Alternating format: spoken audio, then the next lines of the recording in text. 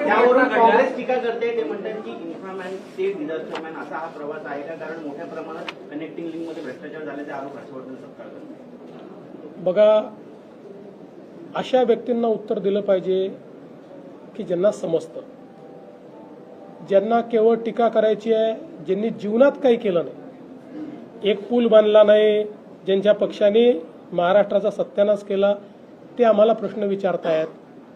मी एवढंच सांगतो, आजही आपण जाऊन बघा, इंजिनिअरिंग मार्वल असलेल्या या कनेक्टिंग लिंकमध्ये बोगदा असेल, वायाडक्ट असेल, इतक्या प्रचंड परिस्थितीमध्येही त्या ठिकाणी कुठलंही डिझास्टर झालेलं नाही आहे.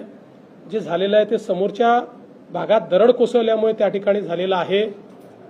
ज्यांना भ्रष्टाचार करण्याची सवय होती त्यांना मनातनं त्या ठिकाणी असं वाटतंय की यांच्या काळात का होत नाही, आणि म्हणून ते बेछूट अशा प्रकारचे आरोप करतात.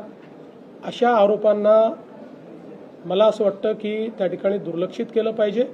हां, हे निश्चित आहे की जर काही एखादी चूक झाली असेल तर ती ठीक केली पाहिजे.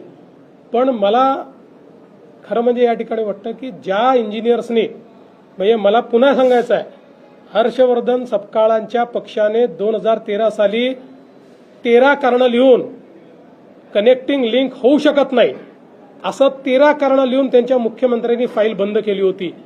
पण महायुतीच्या सरकारने ती हिंमत दाखवली आणि ती कनेक्टिंग लिंक तयार केली आहे.